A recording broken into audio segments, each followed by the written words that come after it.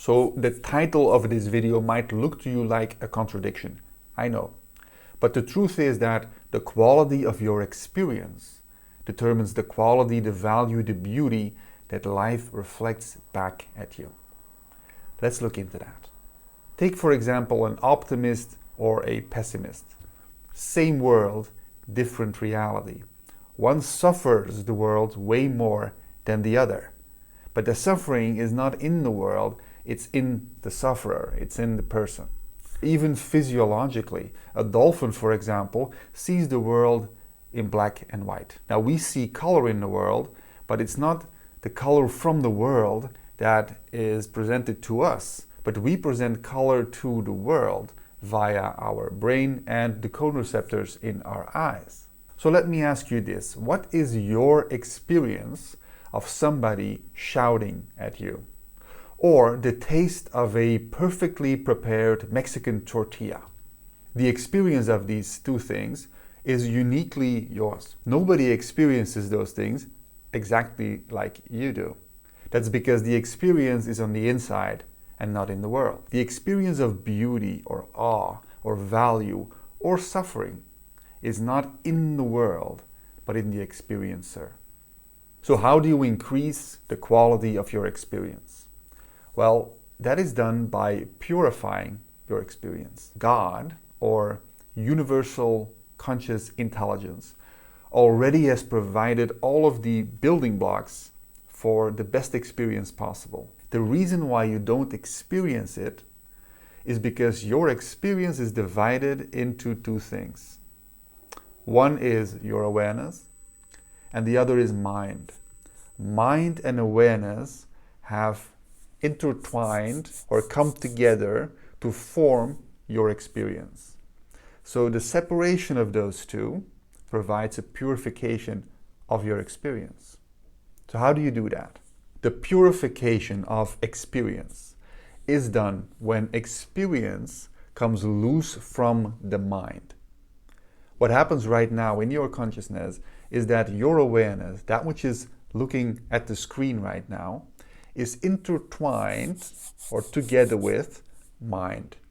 And mind creates the lack that we then experience in the world. So how can you come loose from the mind? Well, when you, as awareness, as consciousness, look back at yourself into the timeless space of now, that's a very good way of doing it, because mind and time have to go together. So if you exclude time, you have to exclude mind, because mind cannot continue its momentum without time. So if you let go of past and future right now, then you see that mind has to go. It has momentum to it, but it has to move away. It has to subside. The present moment is a very good entry point into the expansion of your awareness. When you start looking at awareness itself, then it expands, it grows.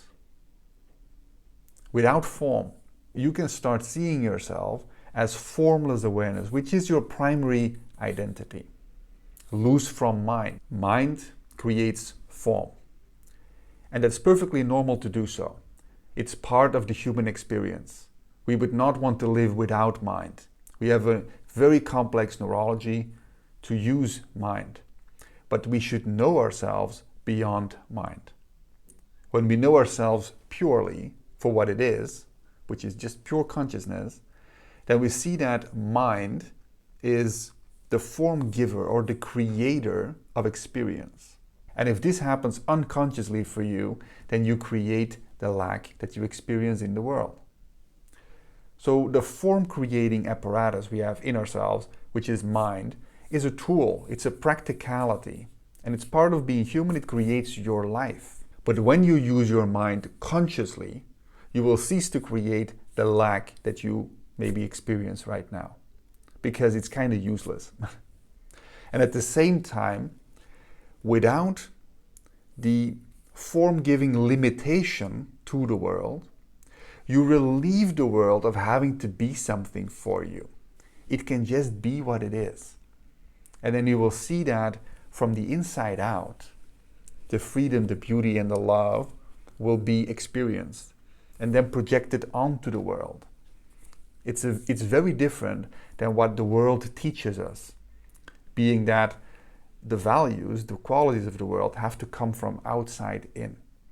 If you only get this, if you only experience that, then you will feel such and such a way.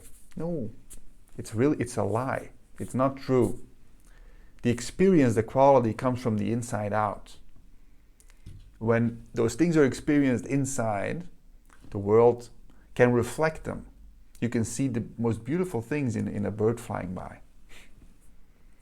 And in so many other things. The limitations that you experience in the world and the lack of value, beauty, love, can be traced back to the mind imposing those things on the world. It's part of your conditioning. See through the mind more and more, and your consciousness will expand, and all of the beauty of the world will become apparent naturally, effortlessly, from the inside out.